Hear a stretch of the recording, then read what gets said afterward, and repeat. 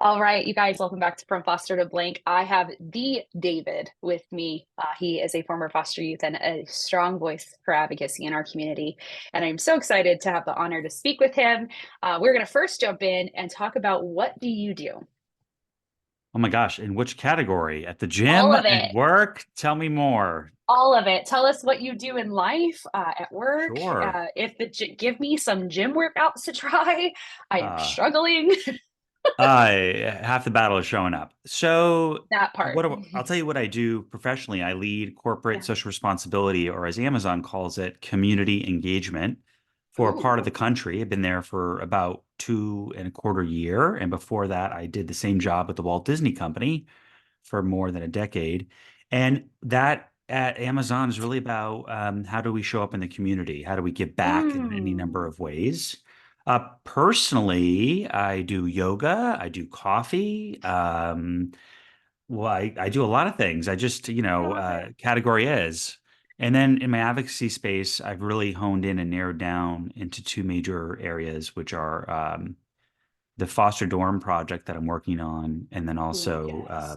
my memoir. So those two things, as opposed to a buffet of activations around child welfare, have become the sole focus for me in the time that I'm in right now.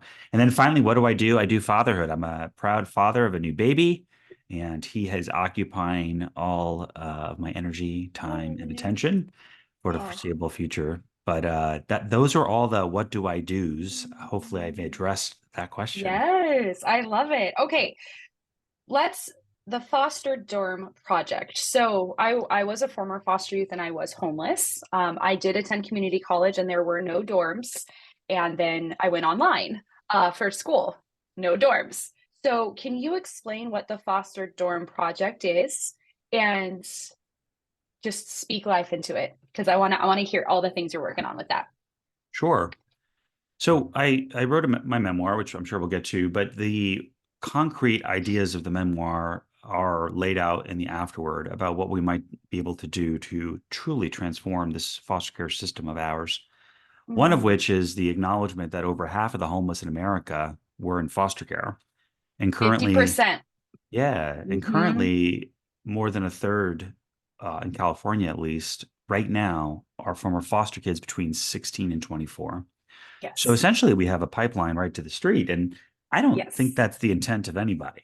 No. And I find that inattention to that part of the life cycle of a foster kid, we've started to pay attention. We've extended foster care. We provided Obamacare. We provide free food stamps or CalFresh, as we call it. So there have been serious attempts to really look at this issue. But fundamentally, nothing else will matter if you're homeless. Yeah. So I have tried to find a way to be part of housing solutions, and there are many. Mm. The one that occurred to me in my tenure at LA City College, a 2-year community college in East Hollywood, was that community colleges are the perfect home for most foster kids. They offer 2-year transfer remediation, vocational degrees, skills certificates. But what's sorely lacking is not just tuition, it's mostly free, it's housing. And so, Hmm. one thing community colleges have, aside from being a beautiful home for many people to pursue education, is land. So, I had the idea of what if we built a dorm at a community college?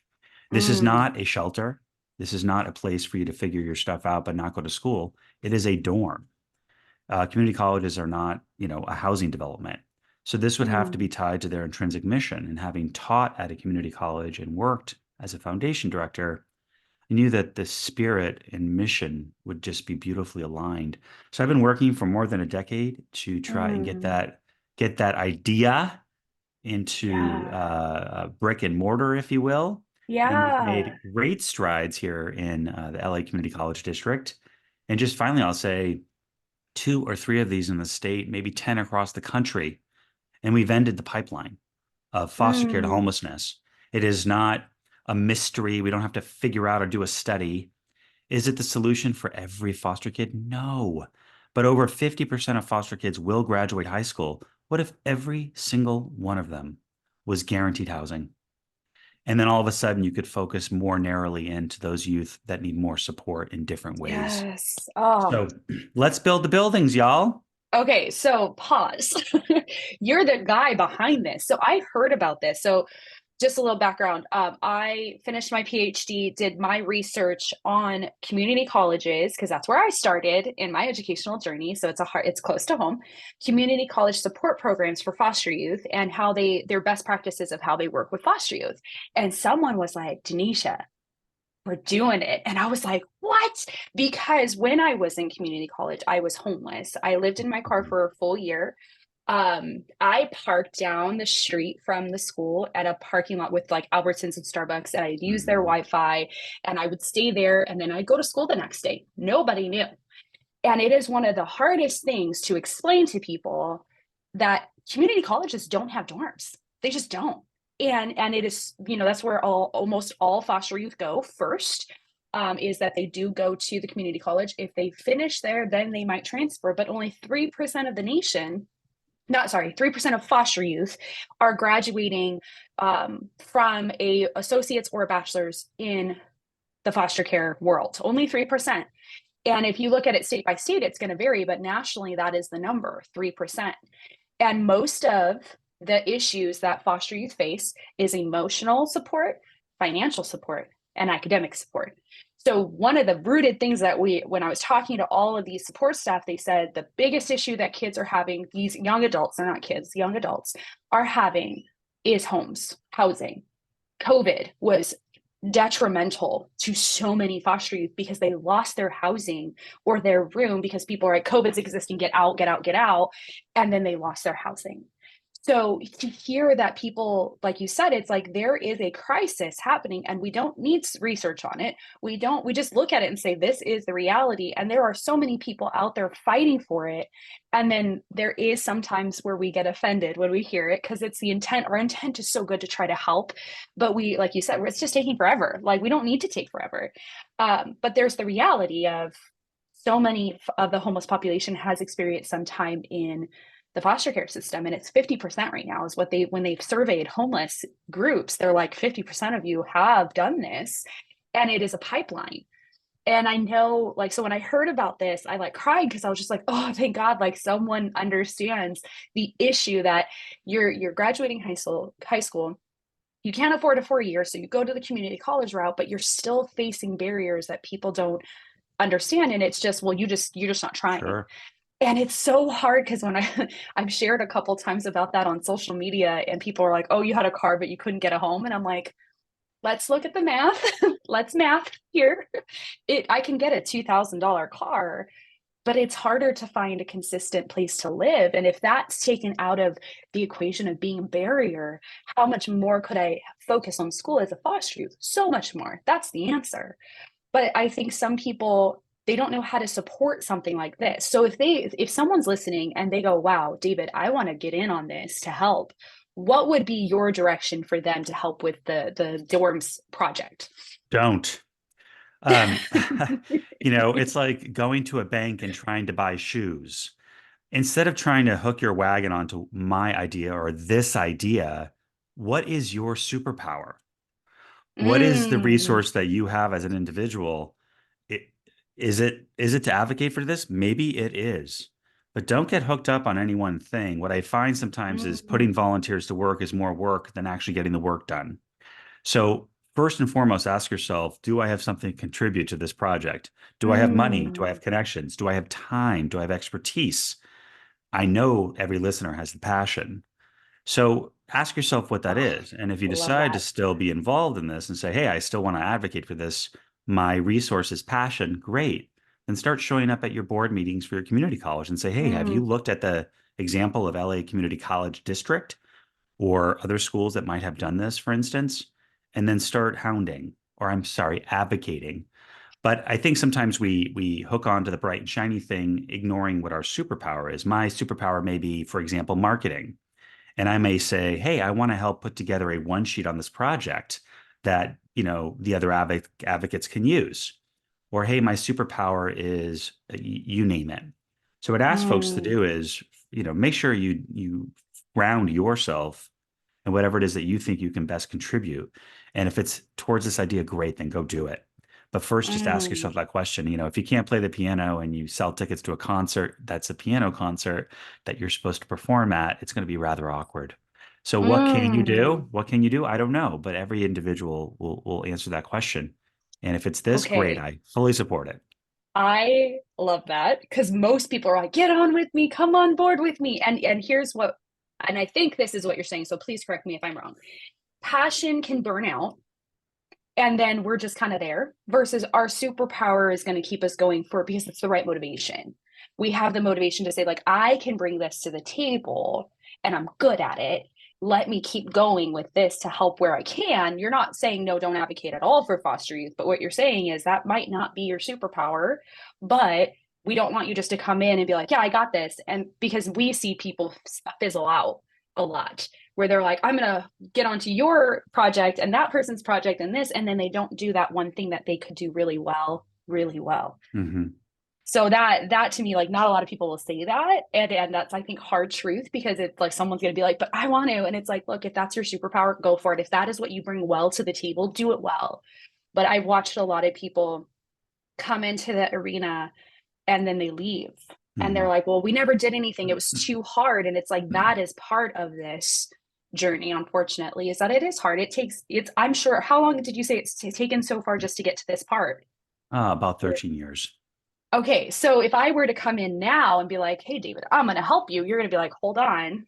Yeah. Not because I don't want you part of this, but because it's if this is not what you're passionate, this might be another 13 years. I If think this is not your superpower, it's not you're not going to stay. I don't think I think you're spot on. And the addition to that, I would say, is it's about the impact. It's not about you. And Mm, so you if, said the quiet part out loud. yeah, I mean, this is advocacy is not therapy. It can Mhm. be a huge part of your healing and recovery. It certainly has been mine.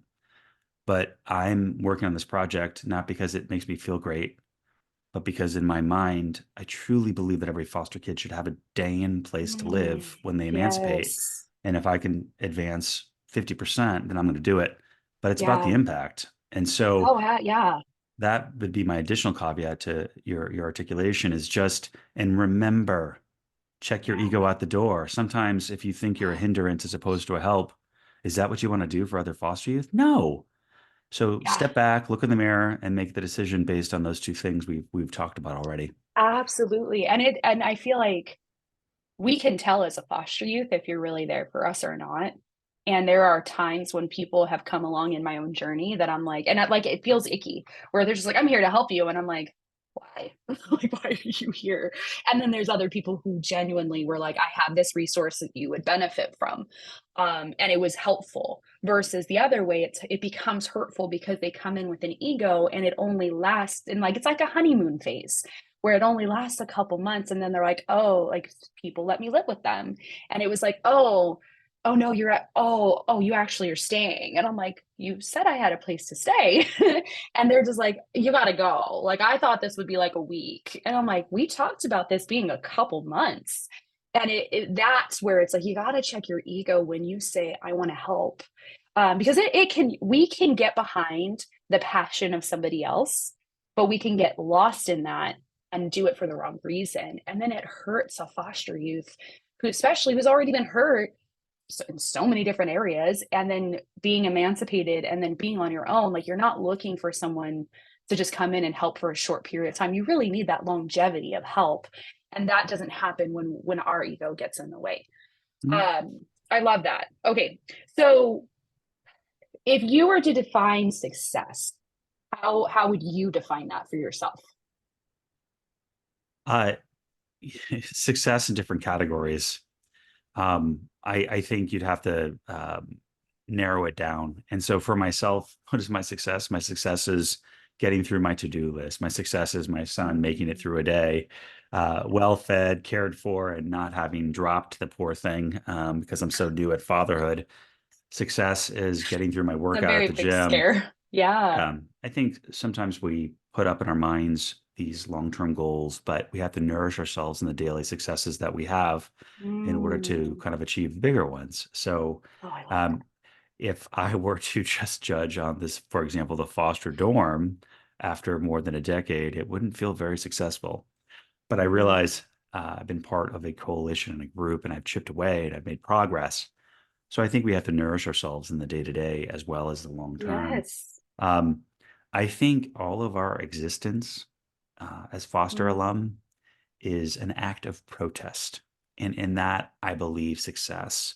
Our mere survival and yeah. emancipation, as it's called, Mm, from the system is in of itself a success. It doesn't mean you get to park your car or that you will get paid accordingly, but it is something to acknowledge that despite every yeah. obstacle, you have succeeded in surviving. Now, question Mm, is thriving. And that is the next hill to climb. And each of those oh, steps you take up that hill is a success. So for you, is it getting healthy? Is it finding stable housing? Is it getting a doctorate despite everybody in our system saying that foster kids can't? yeah. Is it learning? I mean, forgiveness, is it Mm, meditation? I define it, depends on the category, but I find ways to acknowledge a million small ways that we are successful as individuals every single day. I love that. And it's, I mean, when we hear the statistics of foster youth, it usually is education, finances, jobs. That's how these researchers have been defining what real success is. And then you get these numbers on this board. And when I do speaking events, I hate going over the numbers because I'm like, look, 50% are in foster care that are graduating high school. And most people are like, only 50%. I'm like, no, you guys, there's 50% of us who did it. Now, how do we reach to the other 50 to help encourage them to go back and get it done? And that is recognizing that, yeah, there are holes, but we use a lot of the time statistics are used towards us as a bad thing. And I know in high school, my counselor who was guiding me through my education, he was just like, I'm not wasting my time on you. Statistics say you're going to fail. But another teacher was like, so everybody does at some point. So what are you going to do to change it? And I'm like, whoa, like mind blown, because so many other people will read a statistic and be like, there's no hope. And they just give up.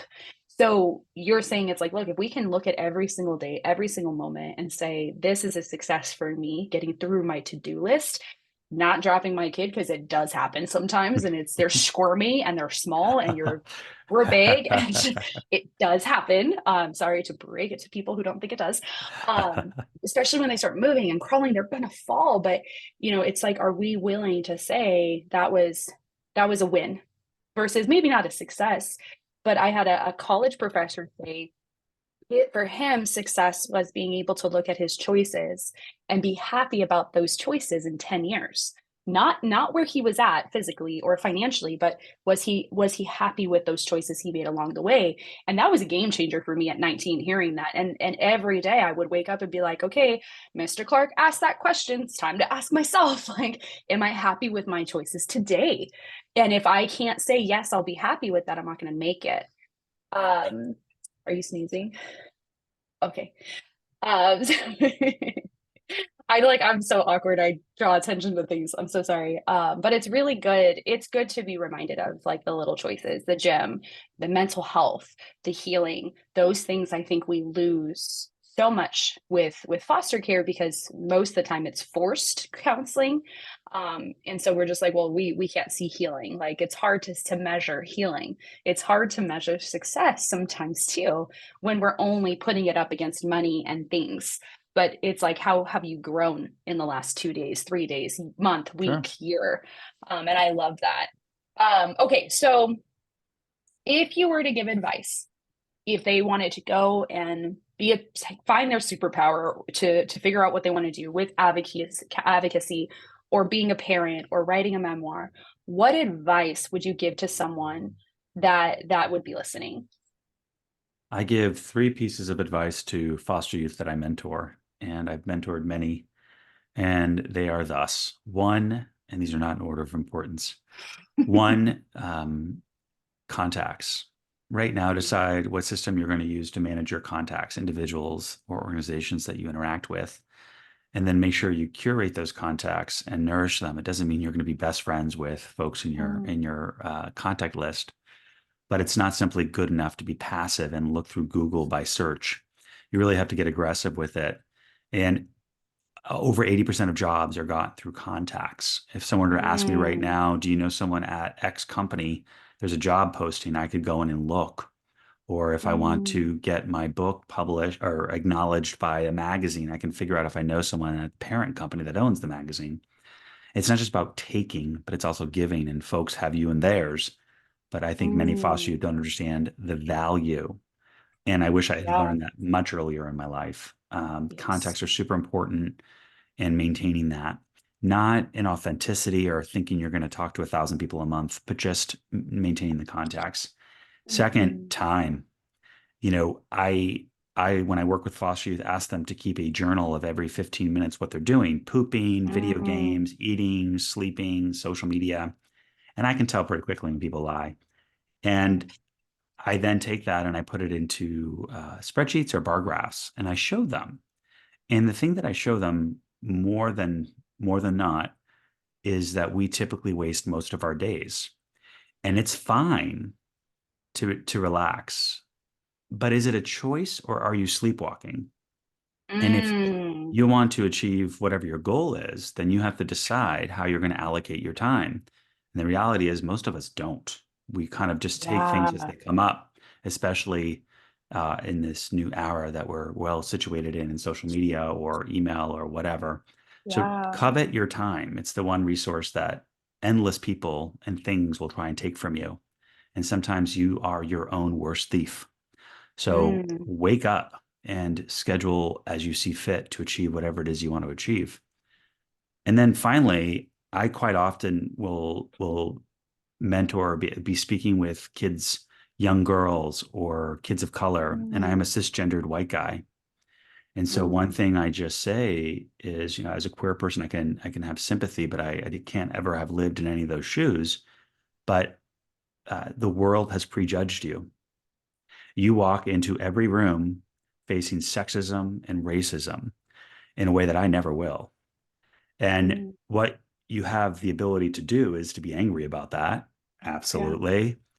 But it's also, if you acknowledge it, you get the power, or at least some of it, because people's shortcuts of sexism and racism for their own conclusions, when you know that, it gives you a tool that you can use instead of being used upon, not fully. But it's Mm. important, I think, as foster youth or disproportionately kids of color, that we acknowledge that they're walking into the world with unfortunate circumstances that they have no control over. And Mm. it's okay to be angry about that. The question I have for them is, how can you use that as a tool? If someone's making an intellectual shortcut about what their assumption about you is because of your whatever characteristic, how do you use that assumption to your advantage and getting whatever it is you want out of the interaction? It doesn't feel good Mm. necessarily, but when I talk to young kids, especially young kids of color, it's super important to me that I say something about one of the biggest challenges that they're going to face in this still racist, still sexist world we live in. And I provide that one piece of what I hope is helpful advice. Yeah. So, okay, so contacts, update them. I feel like that is gold. And I'm like, do you know how many phone numbers I have in my phone that are not updated? And it's taking up space, but it's one of those things that it's like you got to build your network. And your network, like you said, can open doors for you that you cannot open yourself. And I think it's specifically hard for when foster youth want to start writing their book. It is very hard to find people who want to pick up memoirs. So when you need someone and know someone in that world, it's calling them up and just asking advice like, how would I do this? How do I go about this? What do I need to know when it comes to social media? Because that person can help guide you. Maybe they're not going to give you the contract, but they can help guide you so you can start building that. Time, are you sleepwalking? Oh my gosh, that question. Like, I'm just like, okay, I don't like that question, but that is, I feel that because it's sometimes it's like, are we just going through the motions or are we showing up with a purpose? And then, like you said, there's a difference between resting and sleepwalking. And it's like there's a story that I heard in one of my psychology classes. It was very strange, but I was like, it just stuck with me. There was this man who was always being taken care of by his wife. He couldn't walk, he couldn't eat, couldn't feed himself, couldn't do anything without her. She got sick and ended up in the hospital. They went to the house to check on him because she finally like woke up from being out, and she's like, oh, my husband's at the house. So they sent a nurse over there to help, with the cop to make sure he was okay.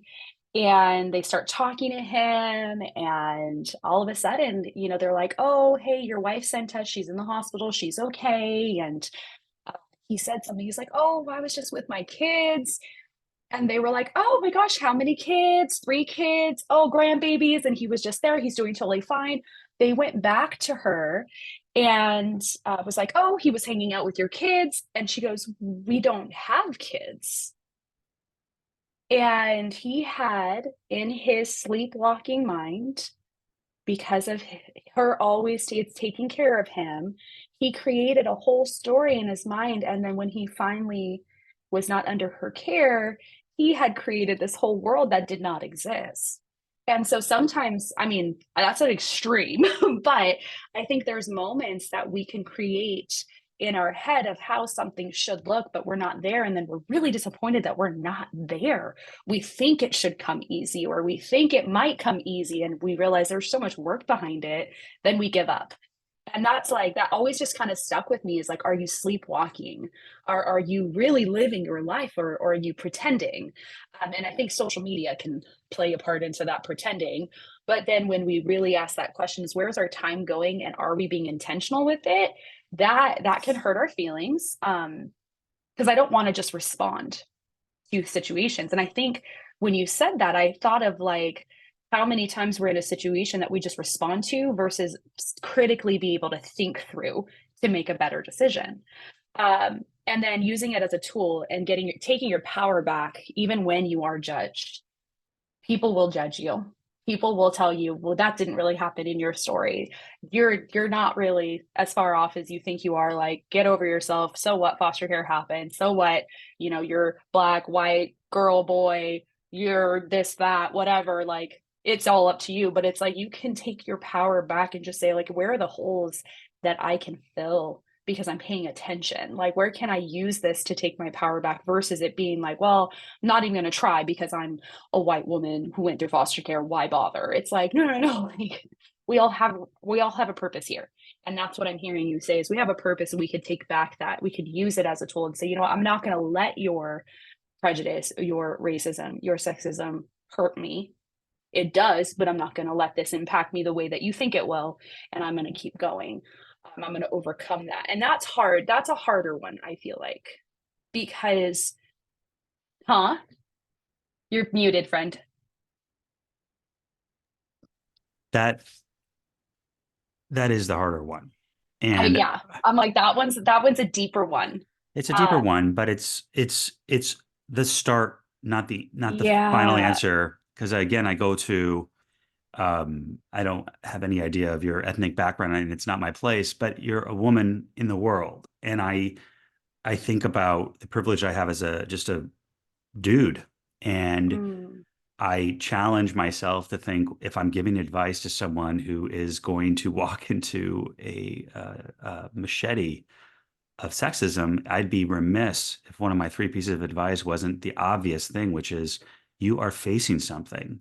And I want you to, mm, just like not sleepwalk, I want you to also realize that in my mind as a queer person, I've had to use people's very prejudice against me, even unexpressed. I've had to think about, how do I take that, at least some of that power back, and use it to mm, accomplish my goals. And so I challenge yeah. folks to think about it, because we are not necessarily as individuals all at once going to be able to turn that around as a society, sexism, racism. Right. But Right. how do you acknowledge it, Yeah. feel it, and then use Hmm. it? And Uh, yeah, and it's something that I've always I've experienced kind of the weird looks because my name is Denisha. And really, like, not sharing your story of being foster care, it's really hard to find and label foster care. But I have had people say, like, oh, you're just speaking from research. It's like, no, I'm speaking from experience. But foster care, I can hide. I can change my name. But when it comes to skin color, when it comes to how someone dresses, like, I mean, we can change how we dress, but we can't change our skin color.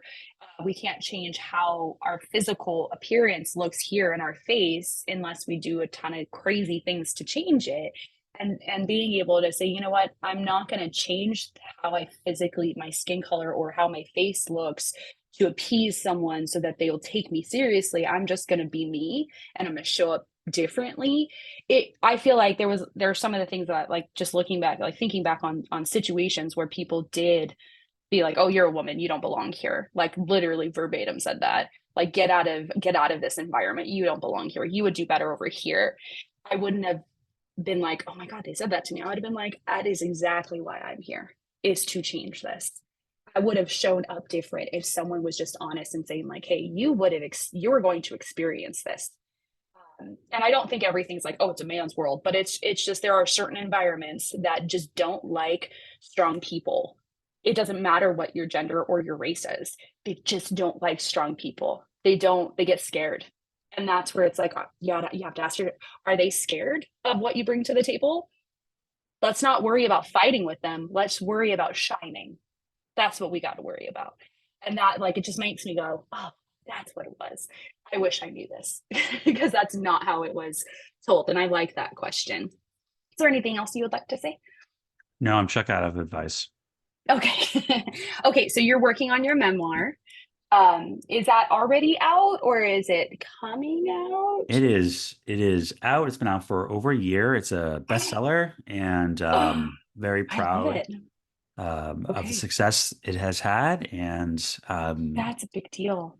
the What is it conversations called? it's driven. A Place Called Home, a memoir. Okay, so go buy his memoir, read his Uh, memoir. or get it from If the you library. get it from the library, it's there. If you guys have questions, you guys can reach out to him. He's very responsive, but also let him be in his baby phase right now because you guys just had a baby. So maybe wait a couple weeks, but you guys can connect with him. He's on Instagram. I believe you're also on Facebook Yeah. and YouTube. There's tons of just like he's been on a ton of stuff. So you can go listen to that. It was so great having you. This was great advice. I'm going to walk away with this one and we will talk to you guys later.